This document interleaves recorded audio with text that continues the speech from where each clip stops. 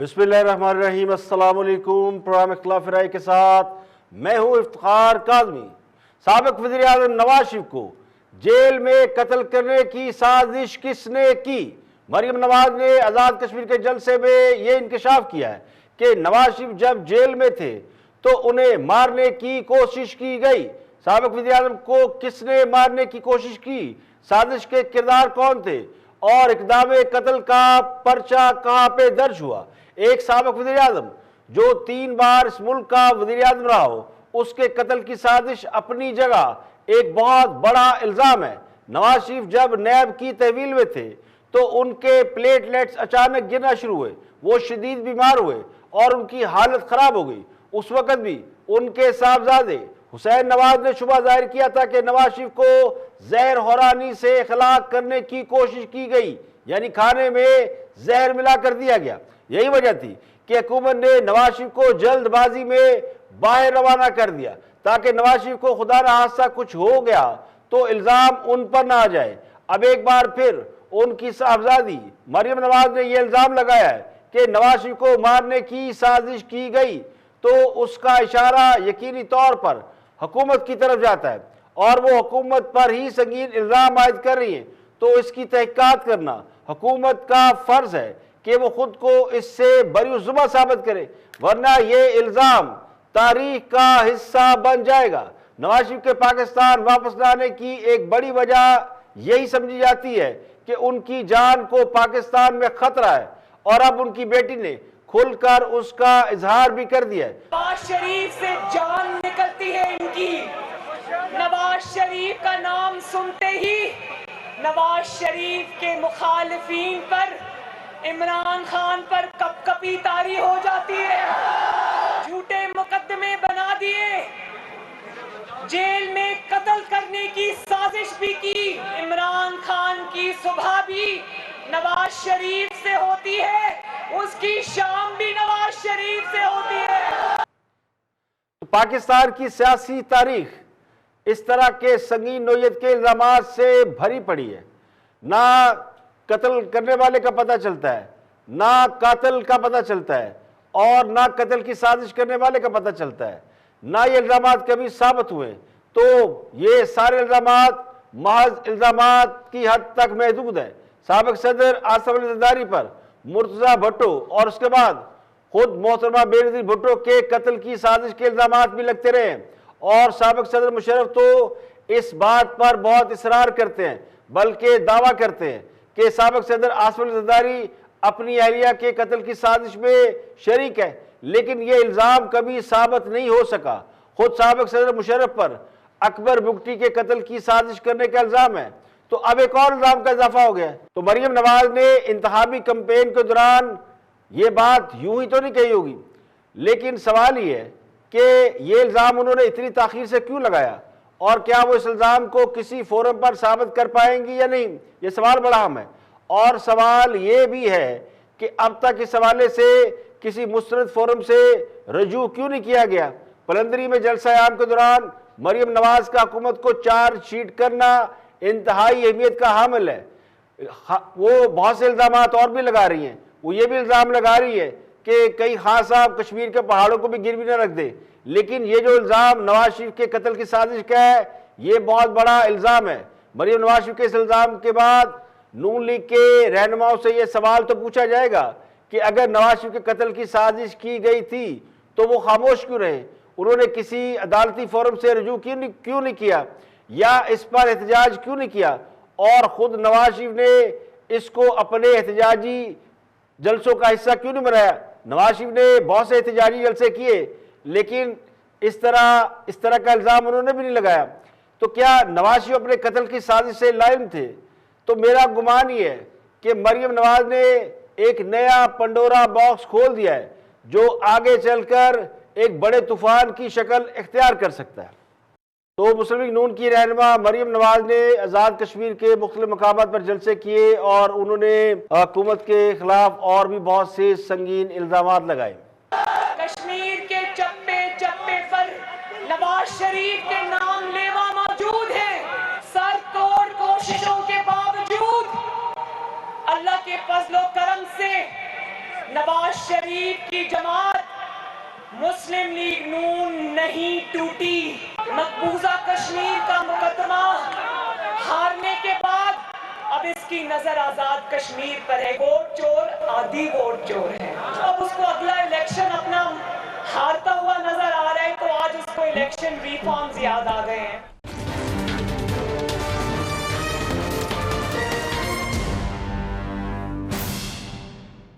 चिराग सबके बुझेंगे, हवा किसी की नहीं। सवाल ये कि हुकूमत को अचानक नैब क्यों बुरी लगने लगी है। पूरी हुकूमत ये शोर मचा रही है कि नैब की वजह से प्रॉब्लम हो रही है। तो कहने वाले कहते हैं कि खान साहब को पता है जिस दिन उनकी हुकूमत ख़त्म हो गई उन्हें भी नैब भुगतना पड़ेगा, और अगर हुकूमत किसी और की हुई तो वो भी नैब के ज़रिए अपना हिसाब तो बराबर करेगा। इसलिए हुकूमत अपनी नाकामियों का, वो कहते ना एहतसाब में नाकाम हम इसलिए हुए हैं कि नैब प्रॉब्लम है, तो अब नैब पर बिल फाड़ा जा रहा है कि नैब की वजह से प्रॉब्लम है। सवाल ये है कि क्या नैब की वजह से प्रॉब्लम है या चेयरमैन नैब की वजह से प्रॉब्लम है।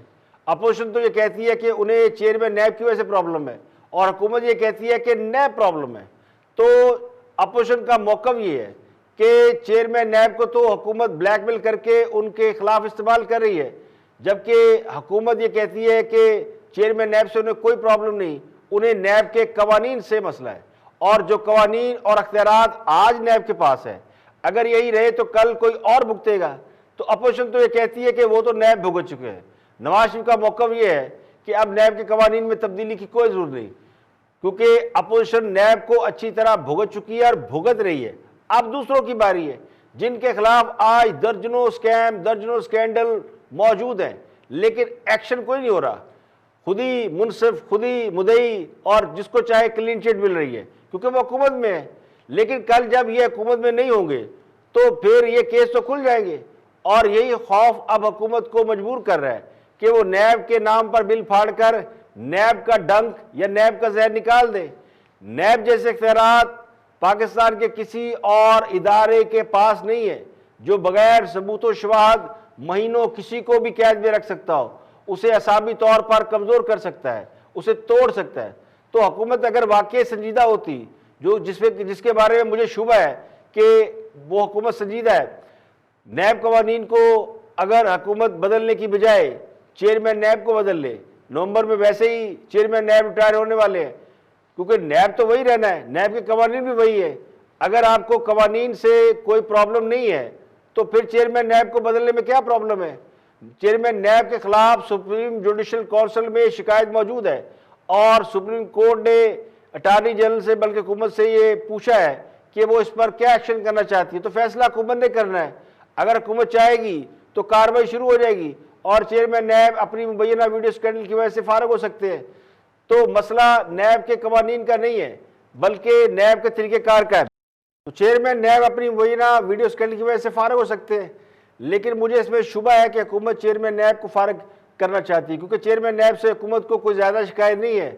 वो बहुत से काम ऐसे हैं जिसकी वजह से वो चेयरमैन नैब से खुश है, लेकिन मसला नैब के कवानीन का है। अगर कवानीन बाकी रह गए तो फिर प्रॉब्लम होगी, नैब का तरीक़ेकार रह गया तो प्रॉब्लम होगी। इससे पहले भी खान साहब एक बार ये ट्राई कर चुके हैं कि नैब के कवानीन को बदलें, और अपोजिशन के साथ हुकूमत मिलकर बैठी थी। अपोजिशन को पैगाम दिया गया कि चले मिलकर बैठते और नैब के कवानीन को बदलते हैं। तो अपोजिशन से इस पर तजावीज़ मांगी गई, और जब अपोजिशन ने अपनी तजावीज़ तैयार की, महज तजावीज़, कोई डिमांड नहीं थी, तजावीज़, वो अभी उस फोरम पे डिस्कस नहीं हुई थी जिस पे एक कानून साजी होनी थी, कि पहले ही उसको मीडिया पे जारी करके शोर मचा दिया गया कि अपोजिशन तो हमसे एनआरओ मांग रही है। तो उन तजावीज़ के ऊपर डिस्कशन तक करने की वो डिस्कशन तक नहीं हुई। तो अब भी ये ट्रस्ट डेफिसिट मौजूद है हुकूमत और अपोजिशन के दरमियान। तो हुकूमत ने अगर नैब कवानीन तब्दील करने हैं और अपोजिशन के बगैर करने हैं तो मुश्किल काम है, लेकिन अपोजिशन जो जाहिर है वो भी नैब को भुगत चुकी है। तो अब एक हुकूमत वो प्लेटफॉर्म, एक बयानिया तैयार कर रही है कि जी नैब से हम भी बड़े तंग हैं और आप भी नैब भुगत चुके हैं, तो क्यों ना इसके कवानीन तब्दील कर दिए जाए। तो अब एक शोर मचा है जो मेरे नज़दीक तो ये इसके पीछे कोई वो जो कहते हैं ना नीयत दुरुस्त नहीं है, ये माज नूरा कुश्ती है। और वजह सिर्फ ये है कि नैब का जो असल प्रॉब्लम है जो हुकूमत को ये कि कल को अगर हम ना रहे और हमें नैब ने पकड़ा तो फिर कवानीन यही रहे, तो फिर वही कुछ होगा जो आजकल हुकूमत अपने सियासी मुखालफिन के साथ कर रही है। वो तो कहते हैं ना पंजाबी में, अपनी बारी आई तो गुर हो पिया। तो ये अपनी बारी का डर है कि मेरी बारी आएगी तो फिर हमें दोबारा हमें वही, वो कहते हैं ना, उसी मेडिसिन से ट्रीट किया जाएगा जिस मेडिसिन से हम ट्रीट कर रहे हैं। तो ये है नैब के साथ इस वक्त जो महाजराई या सींग फंसाए हुए हैं, उसकी वजह नैब और हुकूमत दोनों एक दूसरे के ऊपर चढ़े हुए हैं। यहाँ पे लेंगे एक ब्रेक और ब्रेक के बाद वापस आएंगे और भी हम मौजूआत आपके साथ शेयर करेंगे। हमारे साथ रहिएगा।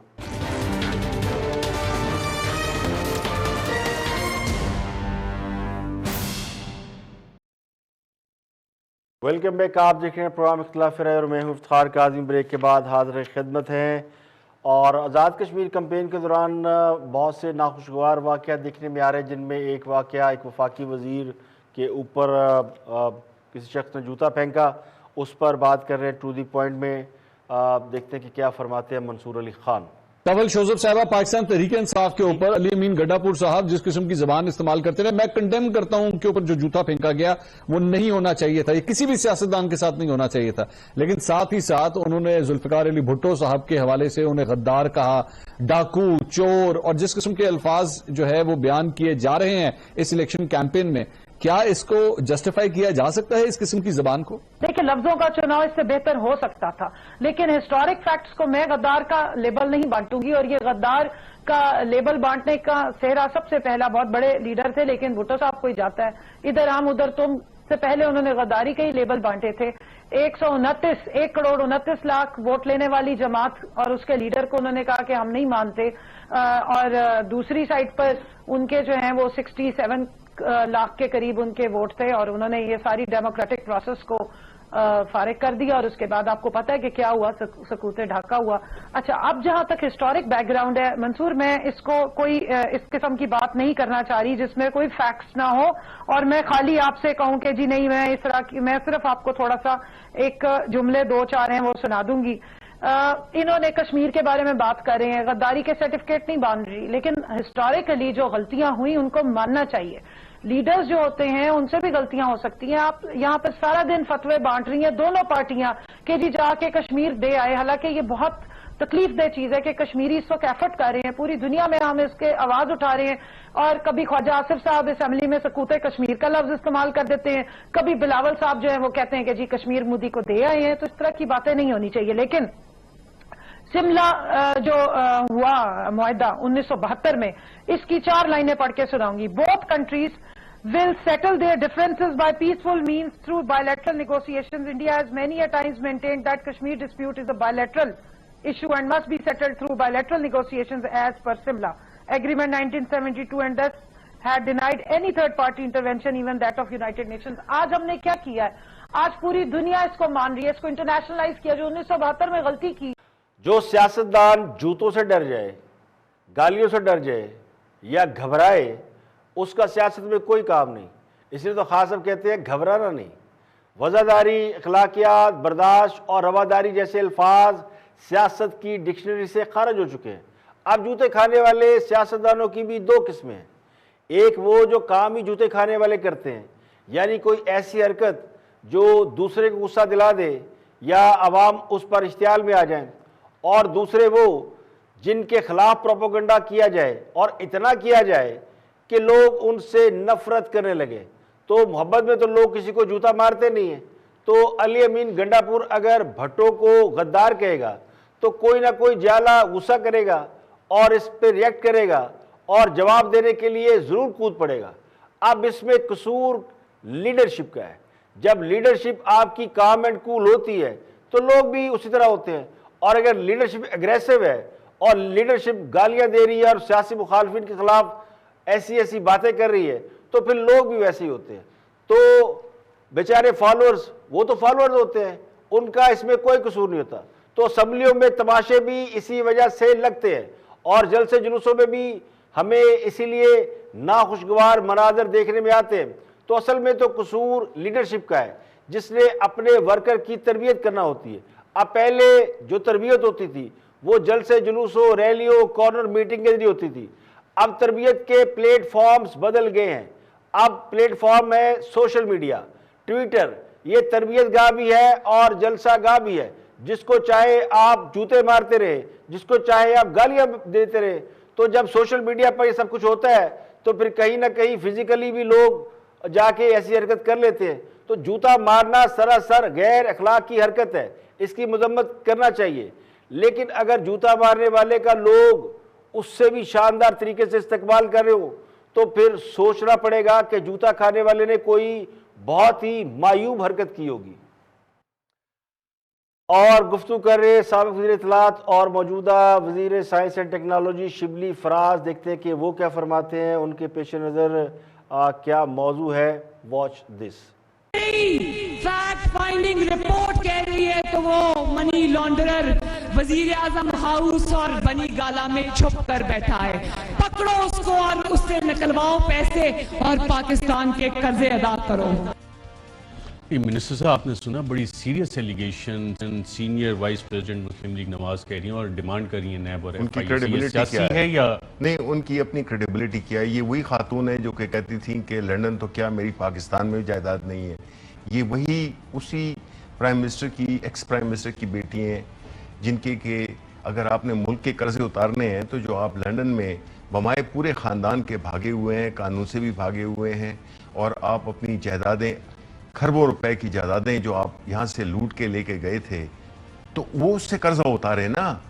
आप अगर सिर्फ एक जलसे में बगैर किसी उसके एक ऐसे शख्स पे जो कि माना जाता है कि इस पाकिस्तान में कि पहली दफ़ा पाकिस्तान में भुट्टो साहब के अलावा एक मुआशी तौर पे, एक कैरेक्टर वाइज, एक ऑनेस्ट, नडर और लालच से बालातर लीडर है जिसका ना कोई कारोबार है और ना उसको पैसे से कोई दिलचस्पी है।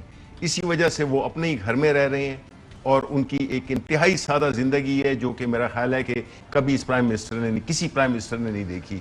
मे बी जो साहब, तो आप ये रिजेक्ट कर रहे हैं? मैं टोटली न सिर्फ रिजेक्ट करता हूं बल्कि ये मैं तो आवाम से कहता हूं कि ये ऐसे शख्स जिन पे के बड़े सीरियस चार्जेस हैं, पूरी फैमिली ने, जिसने एक पूरे पाकिस्तान की इकोनॉमी को, पाकिस्तान के इक़दार को, पाकिस्तान की सियासत को तबाह बर्बाद कर दिया, अखलाकियात का बेड़ा गर्क कर दिया, कानून की धज्जियां उड़ाई, और आज वो खड़े होके तो इसके संगीन नोयत के इल्जामात तो उन लोगों पर भी हैं जो इस वक्त हुकूमत का हिस्सा है, और इस वक्त तो हुकूमत खुद ही मुद्दई है और खुद ही मुनसब बनी हुई है। जिसको चाहा अपना बना लिया, जिसको चाहा अंदर करा दिया। पता तो उस वक्त चलता है जब इक़्तिदार सिंहासन हाथ में नहीं रहता। पीपल पार्टी और मुस्लिम लीग नून, बल्कि कोई भी सियासी जमात जब हुकूमत में होती है तो वो इसी किस्म की बातें किया करती है जो इस वक्त हो रही हैं। तो इक़्तिदार के बारे में लोग कहते हैं कि ये किराए का मकान होता है, तो आप हमेशा इसके मकीन नहीं रह सकते। तो ये कहना कि कोई हुकूमत पर बात नहीं कर सकता, इस पर सवाल नहीं उठा सकता, ये सिर्फ इक़्तिदार का जोम होता है। अगर तो हुक्मरान जमात ने कोई ऐसी मिसाल कायम कर दी होती जिससे पता चलता कि एक ही सब में खड़े हैं महमूद और याज, तब तो आप एतराज़ कर सकते थे। लेकिन जिस हमाम में खुद आपकी हालत भी वही हो जो दूसरों की है, तो दूसरों को नंगा कहने वालों को ज़रा अपनी हालत पर भी गौर करना चाहिए। तो खान साहब और उनकी जमात पर जो हालिया एक इल्ज़ाम लगा है वो फॉरेन फंडिंग केस के हवाले से जो फैक्ट फाइंडिंग कमेटी है उससे लगाया। उसने 2.25 अरब रुपए की जो मिस हैंडलिंग है वो बताई है, और ये fact finding committee election commission ने बनाई। तो ये इल्ज़ाम किसी और ने नहीं लगाया, किसी सियासी जमात ने नहीं लगाया, नून लीग, पीपल पार्टी या किसी सहाफ़ी ने नहीं लगाया। ये जो इलेक्शन कमीशन ने एक कमेटी बनाई थी उसने ये फाइंड आउट किया है कि तहरीक इंसाफ को मिलने वाले जो 2.25 अरब के फंड है उनका ना आने का पता है ना जाने का पता है। तो एक तहकीकाती रिपोर्ट है जो इस ट्रांजैक्शन को मशकूक कह रही है। इसीलिए कुछ लोग मनी लॉन्ड्रिंग भी कह रहे हैं कि जी पैसा आया और फिर बाहर चला गया। तो हमें इसके बारे में कुछ नहीं मालूम और किसी को भी नहीं मालूम। तो ये इल्ज़ाम मरियम नवाज का नहीं है और केस भी मरियम नवाज का नहीं, बल्कि ये केस खुद तहरीक इंसाफ के founder member Akbar S Babar का है, जो अब भी खुद को तहरीक इंसाफ का हिस्सा कहते हैं, जिन पर फॉरेन फंडिंग केस जिन्होंने ये किया हुआ इलेक्शन कमीशन में कि उनकी जमात के लोगों को या उनकी जमात को जो फंड मिले हैं उनको ऑडिट कराया जाए। तो खान साहब इससे पहले भी और ये केस भी मरीम नवाज का नहीं बल्कि अकबर एस बाबर साहब का है, जो खुद तहरीक इंसाफ का हिस्सा है और ये वो जमात है जिसके ऊपर उन्होंने इल्ज़ाम लगाया। और अब इलेक्शन कमीशन पिछले कई साल से इसके ऊपर बात का काम कर रहा है कि क्या तहरीक इंसाफ को जो फंड मिले हैं वो लीगल थे, मशकूक ट्रांजैक्शन नहीं थी, फॉरेन फंडिंग तो नहीं थी। तो ये उसी केस में से एक कमेटी की तहकीकाती रिपोर्ट में ये लिखा हुआ है कि 2.2 बिलियन रुपीज़ जो हैं वो उनका कुछ अता पता नहीं है। तो सिर्फ किसी के पे ये कह देना कि जी वो बात नहीं कर सकता, ये बात दुरुस्त नहीं है। एक फैक्ट है जो कि ऑन रिकॉर्ड है, तो उस पर बात करना बनती है।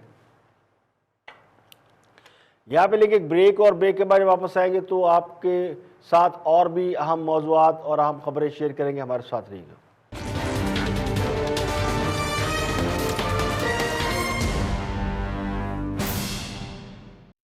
Welcome back. आप देख रहे हैं प्रोग्राम इख्तिलाफ राय और मैं हूं इफ्तिखार काज़ी। ब्रेक के बाद हाजिर खिदमत है। और ईद का तोहफा हुकूमत ने आवाम को ईद से काफ़ी रोज़ पहले दे दिया है। पेट्रोल की फ़ी लीटर कीमत में 5 रुपये 40 पैसे का इजाफा कर दिया गया है। और वज़ीर-ए-आज़म के मामूनी ख़ुसूसी शहबाज गिल की जानिब से जो बयान दिया गया उसके मुताबिक वज़ीर-ए-आज़म को समरी भेजी गई थी 11 रुपये की, और प्राइम मिनिस्टर ने हातम ताई की तरह सहावत का मुजाहरा करते हुए सिर्फ 5 रुपये 40 पैसे बढ़ाए हैं। तो कौम को ये समझना चाहिए कि हुकूमत ने या खान साहब ने उनको 5.5 रुपये की रियायत दी है। तो ख़ुद तो खान साहब चले गए उज़्बेकिस्तान और हमें कर गए शहबाज गिल के हवाले, जिन्होंने ये बताया कि जनाब डीजल की कीमत में 2.54 रुपये फ़ी लीटर और मट्टी के तेल की कीमत में 1.39 रुपये फ़ी लीटर और लाइट डीजल कीमत में 1 रुपया 87 पैसे फ़ी लीटर की इजाज़त दी गई है। तो आज रात से पेट्रोल हो जाएगा महंगा। और शहबाज गिल ने इस पर इसरार किया, बल्कि कहा कि ओगरा ने हमें 11 रुपये से ज़ायद की सिफारिश की थी, लेकिन प्राइम मिनिस्टर कहते हैं कि अवाम को ज़्यादा से ज़्यादा रिलीफ जो है वो देना चाहिए, तो इसलिए सिर्फ 5 रुपये 40 पैसे इजाफा किया गया। और बात यही नहीं ख़त्म हुई, LPG कीमत में भी 5 रुपये फ़ी किलो इजाफा हो गया। और LPG की जो कीमत है वो 165 रुपये पहुँच गई है। तो LPG जो एसोसिएशन है उसके जो सदर है इरफान खोकर साहब, उन्होंने बताया कि जी पुलिस और सरकारी एहलकारों की सरपरस्ती में LPG की ब्लैक मार्केटिंग हो रही है और घरेलू सिलेंडर की कीमत में 60 रुपये का इजाफा हो गया। घरेलू सिलेंडर 1950 रुपये में फ़रोख्त हो रहा है। कमर्शियल सिलेंडर की कीमत में 225 रुपये इजाफा हुआ है और कमर्शियल सिलेंडर 7,490 रुपये में फ़रोख्त हुआ है। जबकि गिलगित बल्तिस्तान में गैस की कीमत 185 रुपये फ़ी किलो पहुँच गई है। तो मुबारक हो, इससे पहले ही आपको जो है आपकी ट्रांसपोर्ट महंगा करने के ये LPG भी महंगी, पेट्रोल भी महंगा, डीजल भी महंगा। तो ये जो कहते थे कि जी बजट में बड़ा रिलीफ दिया गया और आगे रिलीफ मिलने वाला है, तो एक रिलीफ तो आपको ईद से पहले मिल गया कि आपके जो पेट्रोल के दाम है वो अच्छे खासे बढ़ गए, 5.5 रुपये यकमुश्त इजाफा। वैसे तो कह रखा है बिलावल भुट्टो ने और जो अपोजिशन है वो कह रही कि जी कम से कम 20 रुपये इजाफा करेंगे। तो पिछले अगर आप देखें 15 वाड़े यानी आफ्टर 15 डेज़, तो उसमें ये आलमोस्ट 9-10 रुपये का इजाफा कर चुके हैं। और अगले 1-2 महीने में ये जो टोटल इजाफा है ये 20 रुपये पे चला जाएगा, क्योंकि हुकूमत ने रेवेन्यू भी जमा करना है और पेट्रोल से अच्छा खासा रेवेन्यू हुकूमत को लेना है। अब आखिरी खबर चलते चलते जो अफसोसनाक खबर है, और साबिक सदर पाकिस्तान ममनून हुसैन तवील इलालत के बाद कराची में इंतकाल कर गए। ममनून हुसैन बड़े अरसे से कैंसर के मर्ज में मुब्तला थे, उन्हें कराची में ही सुपुर्द हाक कर दिया गया है। ममनून हुसैन तवील इलालत के बाद उनका इंतकाल हुआ और कुछ रोज़ से वो आगा खान अस्पताल के इंतहाई निगहदाश्त के वार्ड में ज़ेर इलाज थे। वो 2013 से 2018 जब नवाज शरीफ मुल्क के वज़ीर-ए-आज़म थे, यानी मुस्लिम लीग नून के दौर हुकूमत में वो सदर मुमलिकत बने और उनका तल्लुक़ भी मुस्लिम लीग नून से था और बुनियादी तौर पर कराची के रहने वाले और ताजर बरादरी से तल्लुक़ रखते थे। और उन्होंने 5 साल जो अपना अरसा सदारत गुजारा वो बड़ा ही एक बेहतर दौर था, जिसमें वो ज़्यादातर अपने कहते हैं ना हुकूमत के अमूर में मुदाखलत से गुरेज़ी करते रहे। तो मुस्लिम लीग नून के सीनियर रहनुमा थे, उन 81 साल की उम्र में उनका इंतकाल हुआ। अल्लाह ताला उनको गरी के रहमत करे। तो आज के लिए इतना ही, कल फिर हाज़िर होंगे मज़ीद खबरों तबसरों तस्वीरों के साथ। प्रोग्राम इख्तिलाफ राय से इफ्तिखार काज़मी को इजाज़त दें। अपना बहुत बहुत ख्याल रखिएगा।